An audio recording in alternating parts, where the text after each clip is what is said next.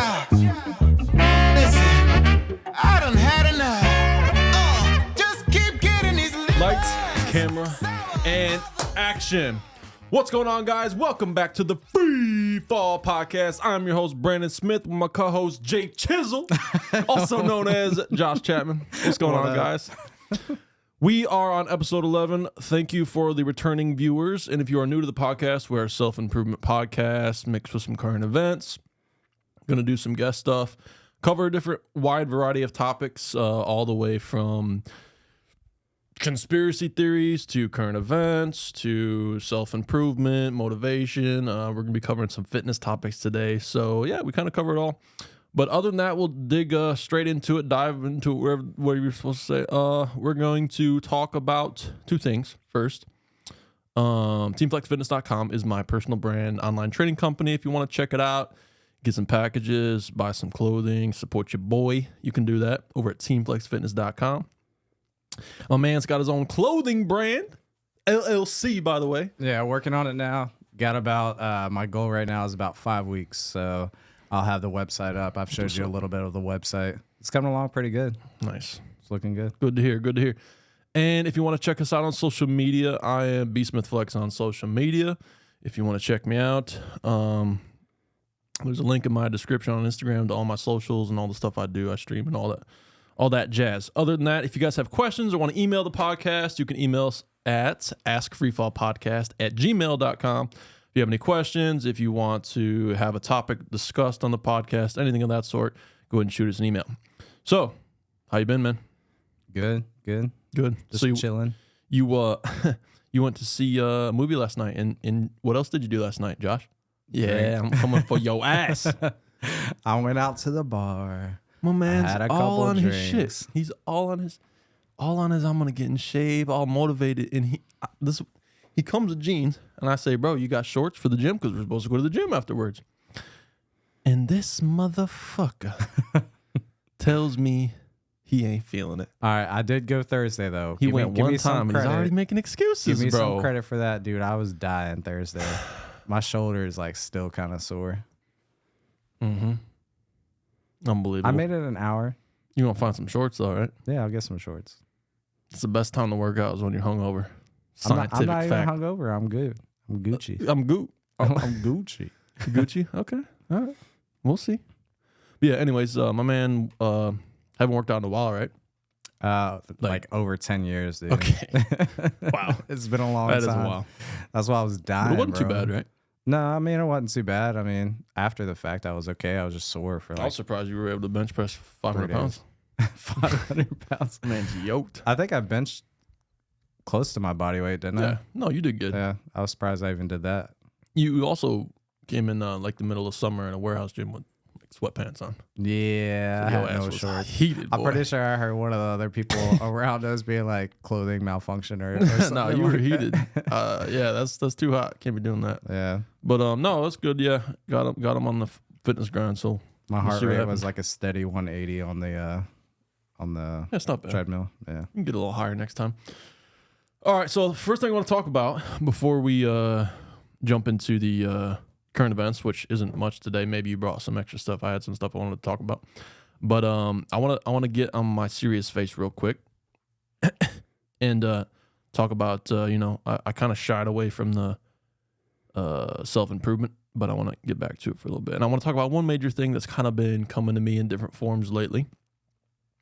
I've been hearing it over and over again, so I feel like it's calling me to talk about it. So I want to talk about adversity. And what I mean by adversity is, a lot of times in life, people think, in myself included, it's kind of what I've been thinking lately too. I've been kind of stressed. Life is stressful, right? For different reasons. But I find myself a little more stressed than normal usually. And I want to talk about the fact that when we are faced with adversity, it's kind of common, more so common to like shy away from it. It's uncomfortable, and people like kind of try to position themselves in life where they don't have to deal with as much adversity. They want comfortability, which is normal because we all want to be happy. That's like a normal thing. But what I don't think people understand, and what successful people do understand, I'm not saying that I am, but I'm just saying that helped me in my life, is that you have to take adversity and obstacles and things like that, and you have to embrace them. You have to not run away from hardships. You have to not run away from things that are difficult, and you have to use it as a tool to craft yourself into a stronger version of yourself. And if you start to look at all the adversity in your life instead of like, damn, I have to do this, or damn, I got to do this, or damn, if you start changing your mentality into this sucks, but it's going to make me more resilient and a better version of myself so I can do things I normally wouldn't be able to do. If you start shifting your mindset, you're going to be able to accomplish a hell of a lot more in life. Thoughts? I agree. I mean, anytime you go through something, man, it's not about what you go through. It's not about what happens to you. It's about what you do about it and how you rise above it. And that's what molds your character and changes your personality and makes you the person that you want to be. You know what I mean? So you got to try to take those, you know, hardships and obstacles and struggles, and you got to try to rise above it. Big facts. Do your best. That's Jay Chisel right there. It's true.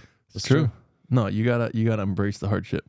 But I want to talk about that. Not too much of the self-improvement today, but I did want to talk about, just kind of taking life by the horns, and instead of saying, "Damn, I gotta go through this," if you're struggling in life right now, which a lot of people are, maybe you don't want to talk about it to other people, but this can be a place where you can come to get a little bit of motivation if you need that. I want it to be an outlet, because I used podcasts for an outlet when I was struggling in my life, and it really, really, really helped me. And that was one of the reasons I wanted to start one. But that being said, take that shit by the horns. That's another thing I'm putting on the website, resources for people that need to reach out to somebody. There you go. Yeah. Aware. Yeah. Aware clothing brand, helping the mental health of society, donating to organizations. Yeah. Portion of your proceeds. Changing the world. It's good, man. It's good movement. I like it. All right, well, moving on. We're not going to harp too much on the serious face, but I did want to cover that real quick because for some reason that I just kept like on social media and just like things I would see in my mindset. So yeah, I want to talk about it. But next thing, we're going to be moving on to some current events. This one was really crazy when I saw it on TikTok. I saw this shit and I was like, damn. So it was advertisements while you're sleeping. Advertisements in your brain while you're sleeping. I've heard about it before, but I never really looked it up until you mentioned it to me today. And it's crazy, dude. I pulled up this article. It's pretty much any major brand like Coors, Microsoft, Burger King, Apple, Amazon. They all want to have an influence on your subconscious. That's crazy, bro. So Coors actually, yeah, dude. Coors did a scientific experiment, actually. It took 18 subjects, dude, and they were instructed to watch a strange video featuring a synth Latin soundtrack and natural imagery, and then with glimpses of Coors Light cans. And then they asked them to drift off to sleep and then listen to an 8-hour soundtrack. And surprisingly, around 30%. What? Yeah, around 30% of their participants reported that they saw Coors products in their dreams. Okay, but they were playing them some shit while they were sleeping, so it could have been anything. What? So I heard this lately though, like the whole advertisement while sleeping. What are they doing? Because obviously everybody's not listening to audio tracks while they're sleeping necessarily. Right, so right. how are they getting into your? Well, a lot of people watch videos. Like me personally, I watch videos to fall asleep, and it'll be playing while I'm sleeping. So is that what the movement is? Because honestly, this is what I did, guys. And I said advertising. I watched a TikTok. I was paying half attention to it. I said I want to cover this, Josh. Look up some articles. Yeah, that is how prepared I was today. But I don't really know much about it. But I do know that they are targeting you while you sleep. Now I don't know if that means they are targeting you with subconscious advertisements while you're laying in bed, keeping you up, so that when you fall asleep, you're thinking about it. That kind of makes sense, I guess. I was thinking that they were like hacking your Wi-Fi and like sending brain signals, and because I showed you that video about how the AI could literally use Wi-Fi and read what the person was thinking while they were watching a video and they weren't even talking. Yeah. And there's a company out there. I can't disclose the name of the company because I'm a part of it, but Basically, they do. They do. I'm sorry, bro. I can't. Dude, sounds Basically, like a Men in Black agent. they do like surveys and like ratings and stuff. They'll pick a home in like an area and they'll monitor what they watch. And what's crazy is the technology that they put in there. It doesn't actually like listen to the actual audio that you're listening to. There's coding embedded in everything that you watch on TV, and that's what it picks it up. The coding in it, and that's what tells it what you're watching. Isn't that crazy? Josh, just tell the audience that you're happy and you would never do something to hurt yourself. I would never do anything to hurt myself. I'm way past that. I'm in a much better spot in my life. Good. But yeah, that's crazy, man. The lengths at which people to go to get your attention. And it's funny because like we're doing it too, right? Like we're trying to like be as entertaining and market. Everybody, that's the currency nowadays. It's not money. It's attention. They want your attention. It's more valuable than the dollar or the whatever currency you use wherever you're at in the world, hopefully. The average person is exposed to roughly 10,000 advertisements per day. This dude just pumping out facts. Isn't that, dude, that's crazy, dude. That's crazy, bro. Like everywhere you go, everything you watch, you drive, you see the stuff on the side of the road. Yeah, dude, you're constantly being bombarded with shit. Your brain, your attention, and your money, and your efforts and is valuable. They want it. Moving on to a new topic, somebody we haven't discussed in a long time. It's Elon Musk. People are like, this dude's obsessed. No, he's just interesting. He's rebranding the Twitter bird logo to X. The fudge? That's crazy. It's weird. Even I can't even really defend him on that. That's weird. I mean, why? Studies have shown that rebranding your company can help like improve your profits and Is that true? placement. Yeah. And I think with the like when they came out with Threads, you know, that's like the new big thing. So it's like, let's talk about the Threads logo. That shit sucks. Yeah, I don't like it. Did they purposely make it shitty so they can change it? Probably. That would be like a genius move. I don't think they did. Is there even like a T in it for Threads? Dude, it sucks. It's one thing I noticed when I saw the Threads logo. I was like, wow, this looks like spaghetti. Yeah, I mean, there's several companies over the years that have rebranded Coca-Cola. I mean, pretty much any major brand have rebranded. Okay, well, I mean, that's all I have for current events. Unless you want to talk, I know you've been talking about fucking Oppenheimer, dude. Dude, it's so good. I went and saw it last night. I just want to not talk about it, but maybe we don't have to talk about Barbie at all. Ashley went and saw that the other day. Barbie. Let's do a real quick synopsis. Barbie, PG-13, targeting your kids for woke left movement.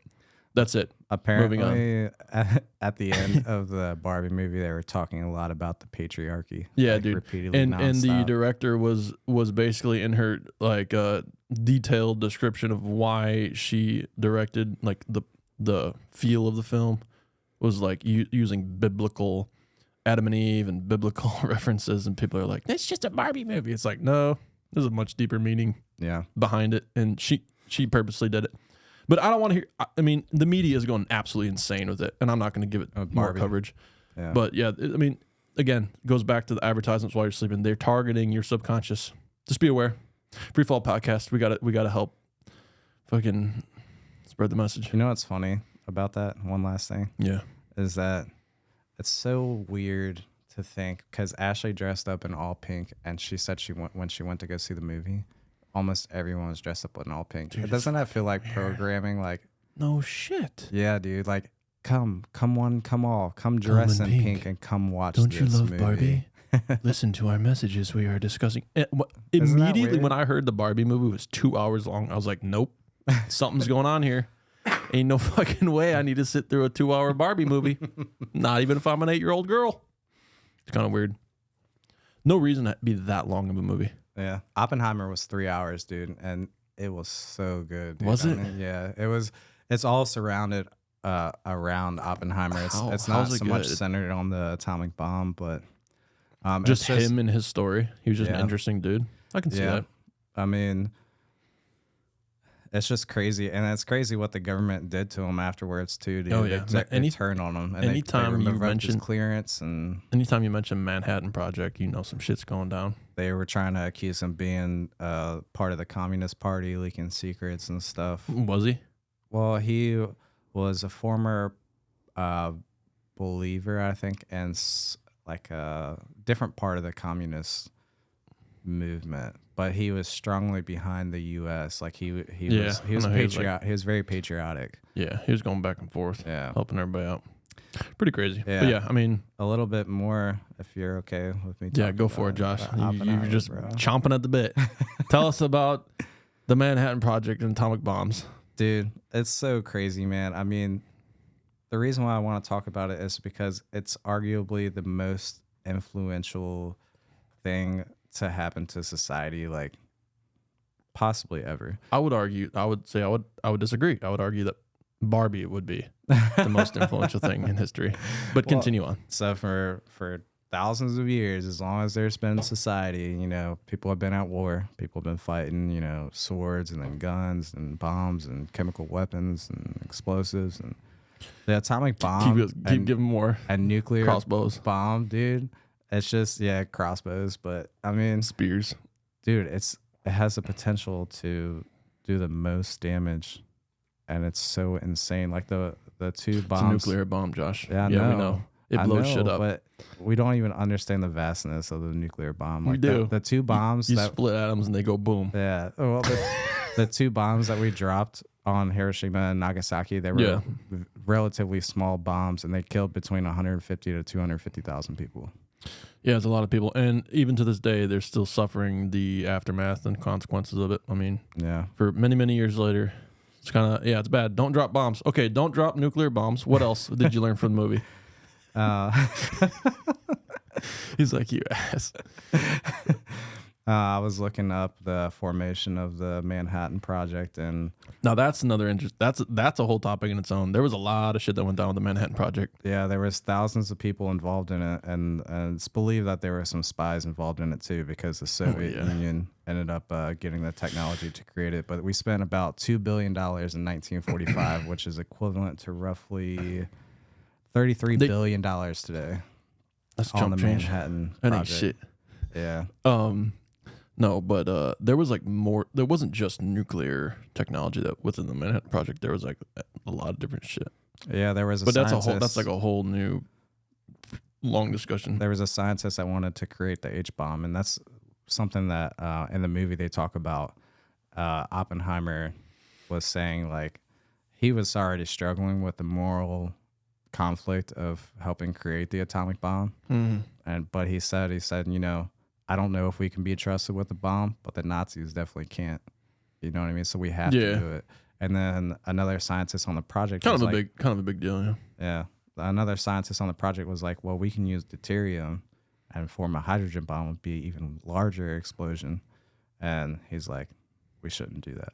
He's like, there's no need for it. You know what I mean? As soon as we create it, we're going to be he was afraid of an arms race with the Soviet Union. Wait, so the bomb that we dropped on Hiroshima and Nagasaki was not a hydrogen bomb? I thought it was. No, it wasn't a hydrogen bomb. Really? Yeah. What was it? Just an atomic bomb. Hydrogen bomb is different. Hydrogen bomb, they use a form of hydrogen, deuterium, to basically split a larger atom and create a bigger explosion. Damn. You actually need an atomic bomb to create a hydrogen bomb. That's crazy. Yeah. I thought it was a hydrogen bomb on the juice. No. Well, the more you know. But what else I was gonna say is that basically after they dropped it and everything, he was saying that we should share this information, like that we were going to drop it with our allies. And at the time, I believe that we were semi-allies with the Soviet Union fighting against Nazi Germany. And Eisenhower was like, no, we should not share that information. I want it top secret. And he was like, if you don't share this information, it could spark an arms race. And that's exactly what it did afterwards. Is now us and the Soviet Union were creating thousands of nuclear bombs, dude. And that was scary. So, guys, use code JCHAP when going to see a movie Oppenheimer. I'm just kidding. It's crazy. No, it is crazy. You should definitely go watch it. I mean, it's definitely a good movie, and learning about history, man. And it's definitely important for sure. Yeah. Side topic, sort of. I was I don't even know what I was talking about, but I was basically talking about shit. It was like it was kind of it was a religious talk. I'm not super religious, but I was talking about like Jesus and the Romans and like kind of like trying to talk about history a little bit. And I was kind of wrong with my timelines of what I remembered, but like history is like really recent if you really think about it. It's kind of crazy how everything happens 70 years ago. Well, not even that, just like actual like the beginning of time history, like over the last 1,000 years and stuff, 2,000 years. But it's pretty crazy how it's all connected. Yeah, and I won't necessarily like bore people with that, but it's kind of weird to think like certain things in time in history were happening while other parts of the world things were happening, and you wouldn't really think that they were around at the same time, but they were. It's kind of weird. I have 2 questions for you. Yeah, go for it. First question: do you think that with the existence of atomic weapons, that it's gonna put a hinder on like our society and just like the world in general growing and evolving? There's such a big threat of destruction. And my second question was, do you think it's possible to denuclearize worldwide, and how do we get there? No and no would probably be my answers, but my to answer your first question, geez, let me answer a question, Josh. Can I answer the first one? You got any more questions you want to throw at me? No, go ahead. So to answer the first one, I would say there's a lot of measures, safety measures in place, where it's really hard to just send a nuke. I think people think it's more simplified than it is, and it's not like impossible, but yeah, I don't think humans. I inherently don't think humans are going to do that. But I also think if you want to get a little more deeper down the rabbit hole, I think that there's other measurements in place to make sure that doesn't happen. If you catch my drift, wink, wink. Yeah. You know what I'm saying? Literally just thinking that. I was like, should I mention it? No, we won't go there. And if those of you don't know what we're talking about other things that won't let us do it. Beings. Okay. So that's what I think. But because I think human beings probably are inherently flawed enough to do some stupid shit like that, but maybe not. But there's a lot of like guesstimates as to why that wouldn't happen. But no, I'm not really afraid of that, thankfully, because I used to be like kind of like worried, but I don't think that we're at that point. And then the second question, since you asked them both at the same exact time. Sorry. What was it? If we could denuclearize, how do we get there? And not even if. What do you mean denuclearize? Because like, I know that realistically, most people are like, no, we'll never denuclearize. It's just not a thing. Like we won't do it. Our government will never allow it. Russia will never allow it. But because other people have access to it, you say like it's illegal to have nukes. Is what you're trying to say? Right. How do we get to a point where there's not production of nuclear weapons in the worldwide, like across the world, so there's not this threat of killing millions of people? You want to know what's interesting? My actual outtake on that is I really truly don't think that nuclear weapons are the biggest threat to humanity. And I mean that in the sense of I think we have a bigger like threat currently, and even more so like inevitably would be a good word. And I think that's artificial intelligence. Seriously. Yeah. If you look at the weaponization of artificial intelligence in the form of like what they can do right now, it's way scarier than like dropping a bomb on. I mean, that's pretty fucking scary. But is it as easy as like integrating deadly AI? I mean, they've already done it where they literally have drones that can be released and they can read your face and just fucking fly at you and then just blow up. Yeah. And they can release thousands of them that'll do that with little explosives on them. Go straight to your head and boop. It's more accurate that way. It's just, it's more accurate and it's just like pretty scary. And I think that that's probably a bigger threat than like worrying about like, and the reason I say that is because there's really no regulation on AI right now. Yeah. Like no one really understands it, which is crazier.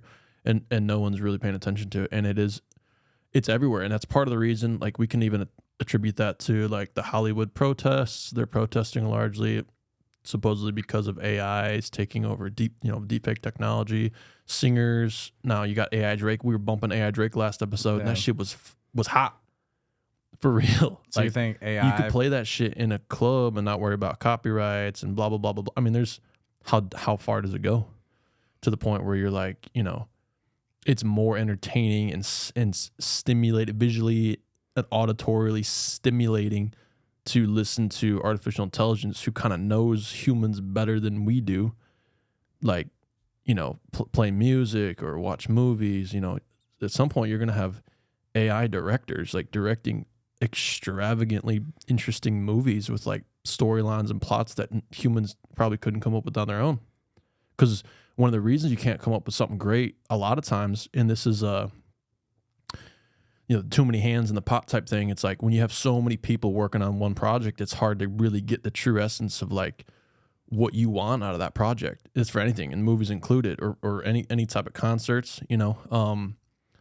A lot of the reason that books like J.K. Rowling's Harry Potter series, Star Wars, Lord of the Rings, a lot of the reason the books are so popular in theaters and they blow up so big is because you had one author create that entire world on his own the way he imagined it. Because one person can have an amazing imagination, but when you start throwing, directors and producers and everybody in the pot, everybody's got their own opinion. You really kind of watered down the true essence of a creative mind, what they wanted to do. So now you take that out of it, where the AI and the computer does everything on its own. I mean, it's a threat to everything, not just national security or like wartime. I think it's gonna drastically change the world that we live in. I think that's more so what we have to be afraid of. Because that being said, let's say we wouldn't do anything nuclear or use atomic bombs, but maybe we let loose an intelligence that would use that as a leverage point. Like, hey, you guys are gonna do this for me. You're gonna create a vessel for me, my intelligence, to be released in the world, or I will hack your mainframes and blah blah blah, and you can't stop me because I'm smarter than you. You know what I'm saying? That's my argument, is that it's such a powerful weapon that we should find a way to get rid of them. I believe that we should. Wait, get rid of who? Nuclear bombs. Oh, man. I thought you were talking about It's AI. it's too big of a threat. At any point in time, dude, we can blow up half the planet and just completely demolish. All it takes is us pressing the button against another company that has them, or another country that has them, and then they press the button too, and that's it. It's all over. Yeah, we're right there. nah, You know what I mean? Nah, the aliens won't let it happen. Yeah, but that's another thing. We can do everything but blow ourselves up. That's in the rule book. They can't intervene unless we're in danger. It's the rules. But So, no, I really, anyways, you say AI poses a bigger threat. yeah. I think I think that the possibilities of losing a handle on it are greater than the possibilities of a bomb being set off. If AI can get access to all your information, which, by the way, information actually surpassed all other companies, I believe, in 2021. Information, like as a topic, was the most valuable asset, and it still is now. Like your personal information? Not just personal information, information as a whole, intelligence, information.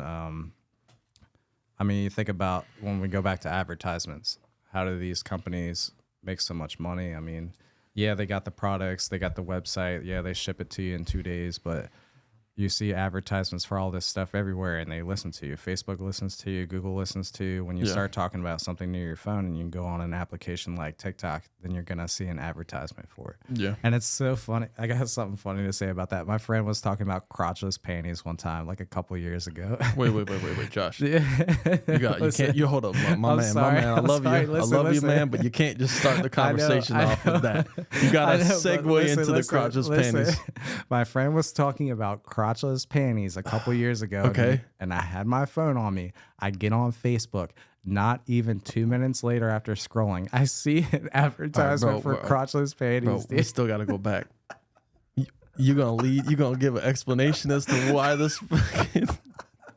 Okay, Look, I'm I'm assuming. not gonna go into the All right, conversation, but I'll just tell you, my friend was talking about crotchless panties, for and his that- girl and then and it shit. came up and For like somebody he knows, right? Then it came up as an advertisement on my Facebook. I guess we'll leave it to the imagination. Yeah. No, it is true. It is crazy. The fact that the phone, like, it is always listening, and if I mention something, like, I will literally open up Instagram and see an advertisement for it. It's everywhere. It's unavoidable, but it is what it is. As far as since we're on the topic of like Oppenheimer and stuff like that, and the atomic bombs, I don't really think it's going to be an issue. I think we have bigger things to worry about that actually are an issue. That we're kind of. It's one of those things where when I hear people, like, oh, what about atomic bombs? It's like, no, I don't really think that's going to happen, but I do think that this might happen. AI using that technology against us. That's what I'm saying. That's a big threat too. Yeah, I could see if something catastrophic did happen, I would say that's probably the way it would go. Yeah. Is we would lose the ability to keep, in some non-conscious, zero emotion robot would be like, well, you guys are just destroying the planet. We must destroy you to save resources. Right. Blah, blah, blah. I was programmed to do this, whatever. to save the Earth, because they're the biggest threat against the planet Earth. Releases new humans. climate change robots to help. And they're just like, yeah. So how can we use Hypotheticals. AI for good? I know Elon's like working on that company to. We talked about that on the last Yeah. podcast for like a positive use for good AI. But how can we use it for good? How can we use it to our advantage? Well, I mean, obviously, the thing that I immediately think of is, like the scenario that just like pops in my head. Whether it's, I probably saw this on a movie, but you're driving along and you fall asleep or you go unconscious. You're driving your car, you go over a bridge and you're fucking drowning, and there's no way you normally live, right? Right. All of a sudden, this fucking superhero robot just fucking flies in the water and just rips the roof off and just saves you, right?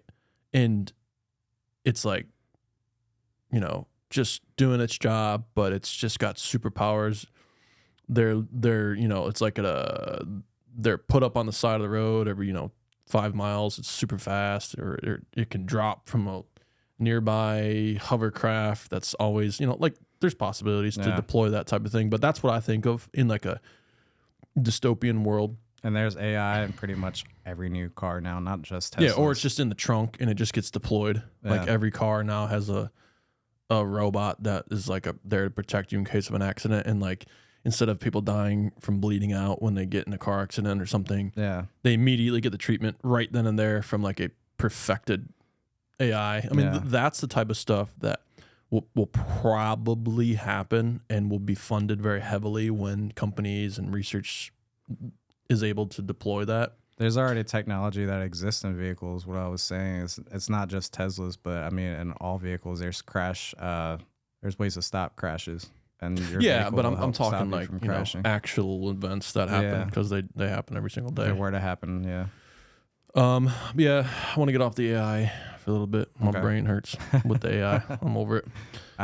Tell me, talk more about your fitness brand, man. Yeah, I was gonna segue into fitness. I'm getting a lot of messages from people lately that they're very supportive, and I appreciate that. Everybody that's been really supportive, but people have been asking me to talk more about fitness, and I was kind of thinking about the dynamic of the podcast and how the direction I've been going. I've been talking a lot about current events, and I kind of want to shy away from doing just be like a news broadcast type thing. It's never really my intention, and I kind of just fell into that rabbit hole a little bit. No pun intended.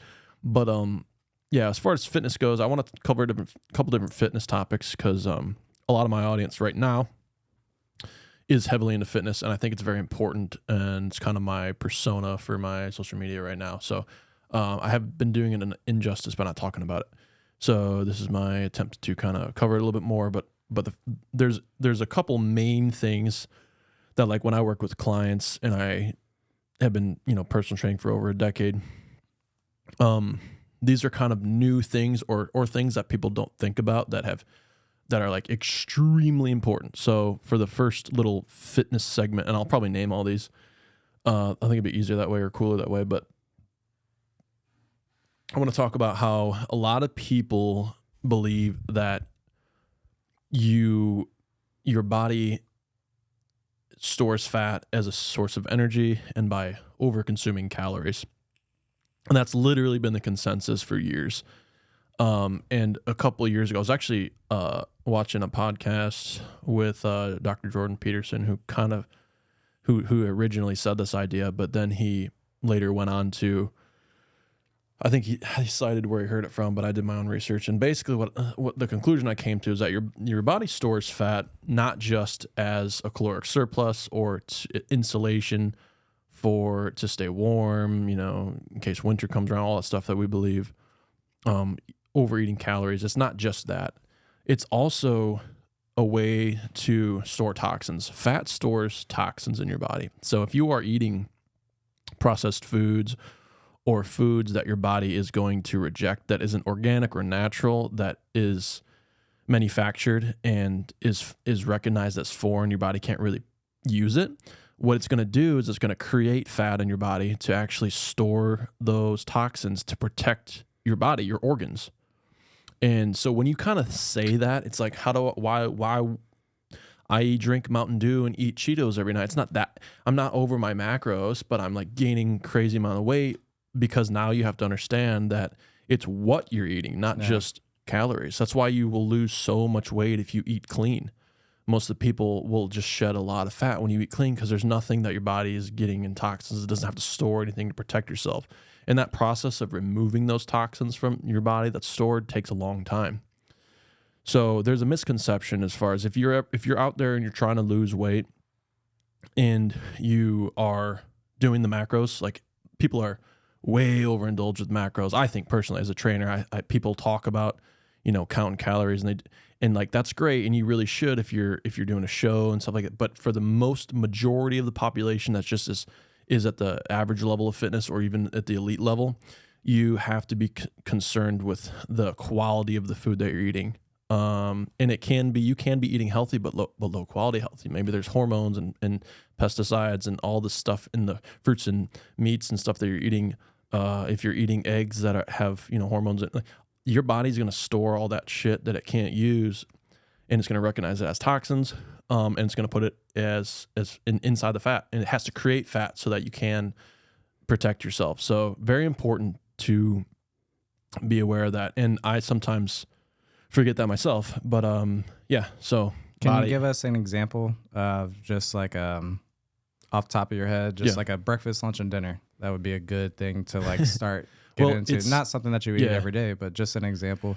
Well, because I'm curious for me. Yes, for sure. So it's a little more complicated than just a broad answer, because just like they're learning with like this is the new fad, like diets are individual. So everybody is different. They require different nutrient, profiles. But one of the major reasons I did TeamFlexFitness.com and made it online customized personal training instead of like an outlet or a template or packages or just little blueprints I could sell, I make it customized because everybody needs something different. So a blanket statement for what you eat for breakfast, lunch, and dinner is kind of hard to do because everybody needs different nutrients depending on who you are or what you're trying to achieve. But I would say if you're just like entry level fitness, you need to be getting the right amount of protein, carbs. Sugar isn't your enemy. Salt is not your enemy. That's another misconception. It's more important what you eat and when you eat it, not necessarily, what you're eating, just in general. Because sugar is bad if you're using it right before you go to bed, because you're not going to do anything activity. So your body's not going to use that excess glucose, and it's going to store. It doesn't need the energy, so it's going to store it as excess energy and as fat. But if you eat sugar and you're trying to gain, like if you're a dude and you're trying to gain muscle and gain size, you want sugar before your workout because you're going to use that as an energy source since it's in your body.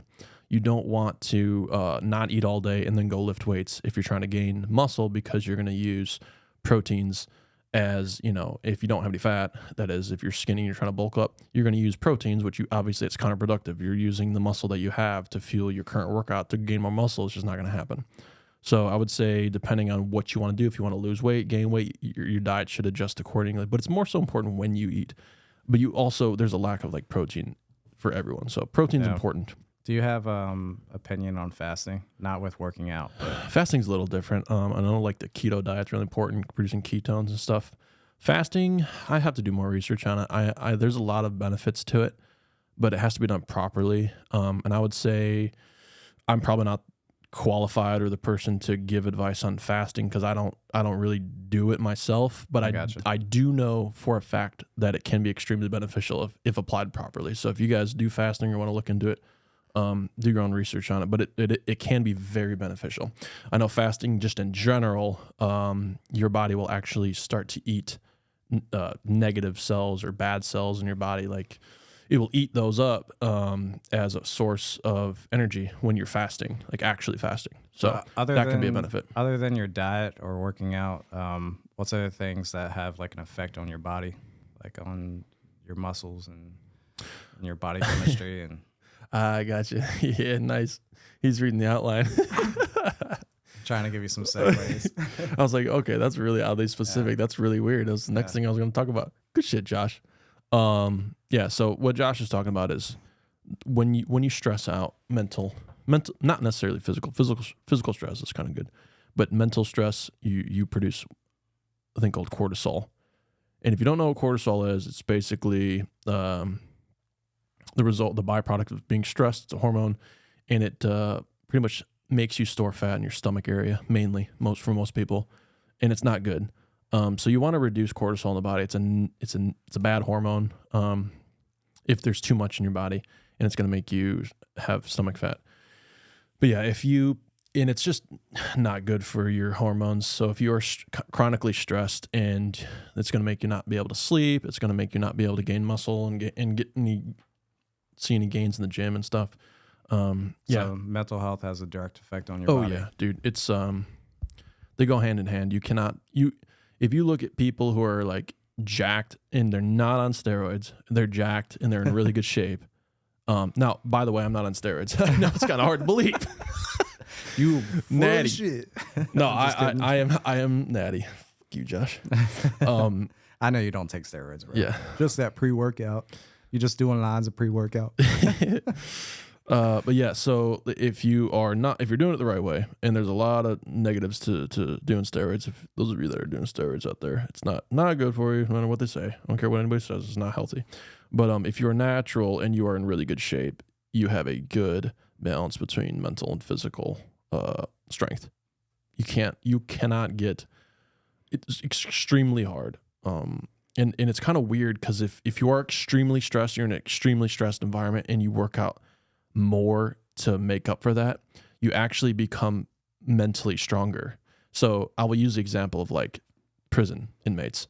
They don't have access, most of them don't have access to steroids, but you're like, well, they're stressed all the time and they're jacked, dude. Well, they have a perfect environment for creating an anabolic environment because they are, kind of like threatened all the time. But beyond that, if you actually look at the ones that get out, a lot of them have like a really good mentality. Like they work out so hard and they kind of like are broken essentially, and they end up having like a really strong mental.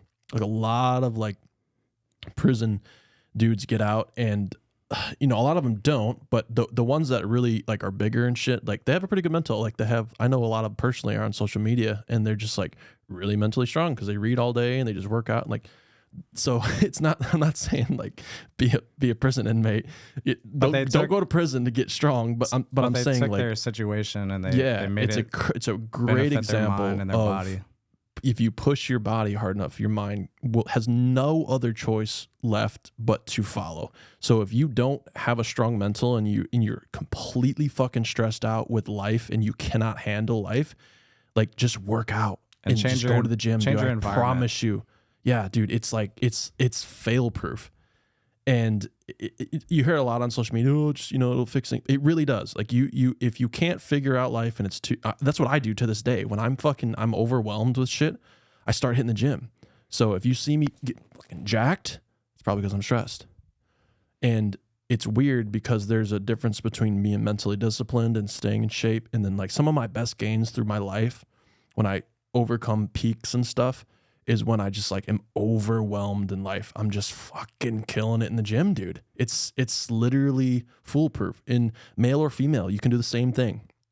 So keep that in mind. Pretty important to know because, shit, life can throw some curveballs at you. You never know what's going to happen. Yeah.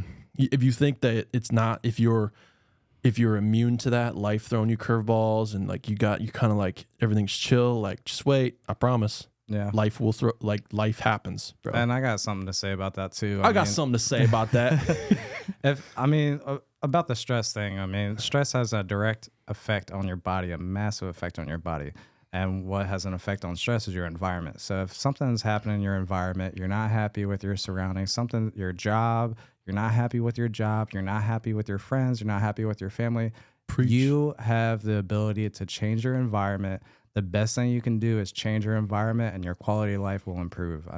Do something. If it's a shitty job you just can't deal with going in every day, quit. Find another job. Yeah, dude, you will figure it out. Like I've quit jobs because they were so stressful I couldn't handle it. I walked out. Guess what? You got to do that sometimes. You got to do it. One of my favorite phrases. Don't keep going every day and just trying to get through the motions. Do something. Facts. Change your environment. That's going to make a direct effect on your mind, on your stress, and on your body. Hell yeah. Amen. Yeah. Sorry. No, one of my favorite phrases, bro, is, it's true. What you're saying is absolutely true. One of my favorite phrases is you're not a tree. Like you aren't, you have legs for a reason. Get up and move. If you don't like where you're at, then move. Yeah. We have legs for a reason. You know what I'm saying? And surround yourself. Some of you people are out there acting like you're a tree. You're stuck. You're not stuck. And surround yourself with people who are good influences on you that you genuinely feel good around, like people that are spreading positivity. Don't be around people that are just talking shit about your coworkers, talking shit about you behind your back. Cut them out of your life. Yeah, cut them out. You don't have to do it like I used to think that when I heard that meant like do it in a mean way or do it like no, not like, at all. You can still like be nice to people who aren't like negative and you can still be cordial with them, but like don't give them any extra of effort and don't give mind them any space. fuel. Yeah, don't like feed into their issues. Just be there and just kind of go through the motions, but mentally separate yourself because sometimes you physically can't. Like you may need to work at a job and people are like, yeah, I'd be nice, dude, if I could leave my coworkers, but I work with this dude and blah, blah. It's like, yeah, you can physically be there, but you can mentally be somewhere else. Yeah. And eventually your physical will follow your mental. So you'll probably be in a better position in life eventually if you don't feed into their negativity. They're holding you back. Next thing, last topic we're gonna talk about because we're kind of getting to that point where it's been long enough. But I want to talk about muscle growth in the sense of people think that muscle growth is like the old adage of like, oh, I go to the gym, I do micro tears in my muscles and then get stronger and bigger. And that's not really how it works. We're learning it's more so in your central nervous system. Like your brain has to tell your muscles to grow. And how does it do that? Well, you push yourself and exert yourself to the point where it can't perform the action anymore, if that makes sense. So if you are trying to get a bigger chest or bigger biceps or bigger legs, you have to trick your brain to thinking it needs to perform this action and it can't. So that's why reps till failure is really important. But for everything, I felt that Thursday, bro. I couldn't even do a single push-up. But that's why when I people was done. in the beginning gainers see the best results because everything is till failure, right? Like just going to the gym and doing one set, like you were shaking the first bench press set. Like your muscles were like, holy fuck, what's happening? Mm-hmm. And that is how you're going to get those beginning gains. As you become an elite lifter and you've been lifting for 3 to 5 years, 5 to 10 years, you don't get those shakes anymore. And that a lot of times people peak because they forget how to push themselves to that failure. And even I have to remind myself a lot. Like sometimes I get stronger and I'm like, okay, I did my 3 sets of 12 and I'm good. It's like, no, you have to do something different, change up your workout. So this is kind of geared more towards like the advanced level, and a lot of people aren't at that level. But if you are at the advanced level, which is going to be a smaller population, keep in mind it's done through the nervous system. You got to trick your brain, shock your brain, and saying, oh shit, we can't perform this movement. That's how you get PRs. That's how you get stronger. So wanted to go over that. I just felt the need to talk about those 2 major things. Can I ask you a question? Sure, Josh. How'd you get into fitness? Tell us more about like how you got into it. Okay. Sure. Well, for me, fitness was To be honest, fitness originally started as far as lifting weights. Do you mean lifting weights or just being athletic? Just fitness in general. What like inspired you to want to get into it? And what inspired you to want to start your brand? Okay, well, I'll start from the beginning with I think you're talking about lifting, right? Not just sports, because like No. I would just like to play sports, lifting, yeah, and how you got into wanting like to start working your out and brand. stuff. Yeah. Okay, honestly, it started when I was younger, and I was really tall and skinny, and I got picked on a lot. I played sports and in school, and I was always getting moved up, so I was with upperclassmen, and sometimes even starting over them, and they didn't like that. And then just I also had like a kind of a cocky and arrogant attitude that was like even worse than it is now. So you can imagine how bad it was. But yeah, I just was kind of like a little shit. But I also, just a kid, being a kid, hormones and shit. But I got picked on a lot. And I didn't really know how to stand up for myself, and that was probably from me being younger and kind of a culmination of everything. But I learned very quickly that the people that were doing the bullying, or what do you want to call it, were bigger, stronger, and I was afraid to stand up for myself, because then if I had to physically fight them or whatever, I would lose because they're stronger. And when in reality, maybe they weren't as strong as I thought, because that's a lot of it's mental too. But when I started lifting, I noticed the more I lifted and the bigger I got, the more people respected me, the less people picked on me. So it's kind of like I was tired of getting bullied. I was tired of getting, whatever. And then just wanting to look good and just all the basic stuff. But it also helped me kind of, when I got really stressed about life, I would go and I would just lift. And the more I lifted, those endorphins, whatever happened, I just liked getting stronger and bigger, and the attention I got from it, and it kind of was like a therapy for me. It's a lot of the same reasons a lot of people lift, but it was in a really dark place, and I used it as a tool. But I went over the top of it. Like I would go and I'd lift 3 times a day, like every single day, and I would overtrain and stuff. But I fell in love with it, and every time for the rest of my life, since I was young, whenever I was overwhelmed, I would turn back to fitness. I would turn back to the gym. And it just became part of my identity. And to this day, I still use it as therapy. I don't necessarily deal with stress any better than the next person. I just have learned how to channel that into something productive. Sometimes people channel their stress into non-productive things like drugs and alcohol and a means to escape. I'm just a little different. I have the same issues as them, same issues as everybody else, but I just channeled it, and I chose to channel it into a productive way. So that being said, as far as starting my fitness company, I wanted to help others and do the same thing, but I also learned that by doing all these years, I picked up a few things. I would read sports medicine's books when I was in high school, just for fun, right?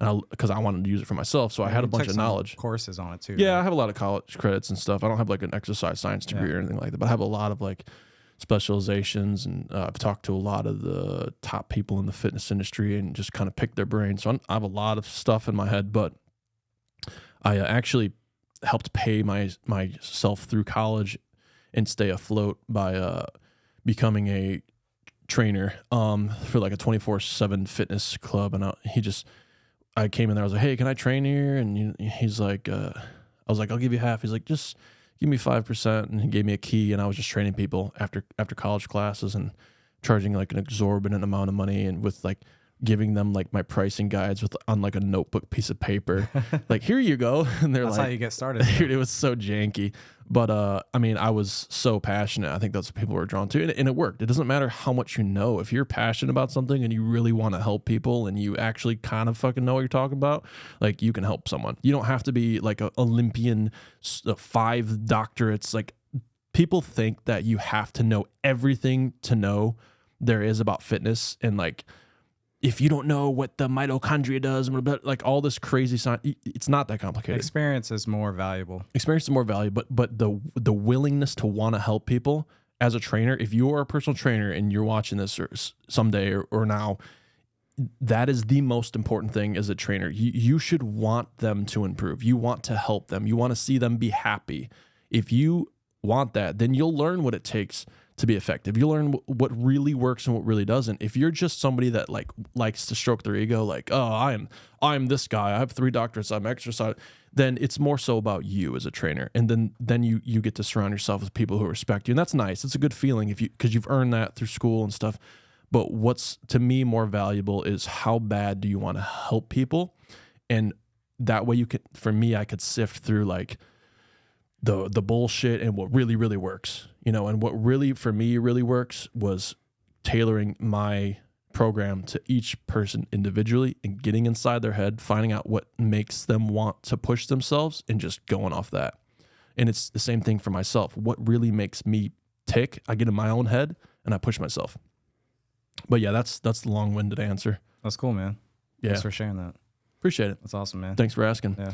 But yeah, website, guys. Your website looks dope, by the way. Appreciate it. Yours does too. TeamFlexFitness.com, yeah. Well, you just made your website, and we've been kind of working on it. Yeah. So when I'm done, like I said last Is it published yet, though? No. Well, technically, yes, but I don't want to share it yet. Nope, we're going to share it. I want to wait until what is, No, it's not done. It's not done. Dude. It's not done. I want to share it when it's done. It's not done. Last week I said 6 weeks. This week I said 5 weeks. Give me 5 weeks. 5 weeks? Yeah, maybe, you got maybe 1 week. It'll be done. Next podcast, guys, he'll have his website up. All right, I'll cut it down to 2 weeks. No, 1 week. You got 1 week. We'll see. It's already published. They can go to it if they want. They were clothing.com or something like that. What is it? You don't know the website. I'm not telling you. Anyways, but yeah, appreciate you guys hanging out. We're like at an hour. I always want to keep it around 45 minutes, but Josh basically forced me and coerced me into telling my life story about fitness. So that's cool. There man. we are. People want to hear that though. Maybe they do. I still have a weird. I got to get comfortable with people actually. I inherently think people don't care, but maybe they do. I care. Aww. I think people do. I think people like hearing the background story of stuff, but something I got to work on is like being comfortable sharing that kind of stuff. Because I just immediately, and that's, again, nobody's perfect. I still working on myself every day. I got to come to terms with being comfortable with certain things. Because, that is cool to share that. And I do listen to other people's. I actually like you said that to me one time, people actually care about that kind of stuff. And I'm like, this is boring. But it is. It's kind of interesting, I guess. So. I mean, that's what you're about. You're about your brand and you're about podcasts. And people should know about your brand and what you're about and how you got here. Yeah, big facts. But hopefully it was interesting today, guys. We're going to end it there. I'm going to take Josh to the gym and I'm going to drag his ass to the gym. And we're going to work out. But appreciate you guys hanging out. If you are new to the podcast, again, thank you for hanging around. And if you want to email us, it's at askfreefallpodcast@gmail.com. If you guys do watch the video and you make it to the end, please like and subscribe. It helps with the algorithm. Throw me a comment. That is how we get pumped in the algorithm. I think we're doing pretty good, and I'm going to keep harping on it. I don't, ask anything else other than just share it. Just like it or comment or do all the above. It helps us out extremely much. But if you guys are returning, appreciate the support. Send me a message if you want us to talk about a topic on the podcast or if you want to collaborate or something. If you're a content creator yourself and you want to do a podcast together, let me know. And we are down. We're going to be getting another microphone in here. So we're going to have another person on here soon or be doing guest interviews and all that shit. So it's going to be pretty dope. But yeah, we're going to end it there, guys. Appreciate it for hanging out. And I am out. Peace.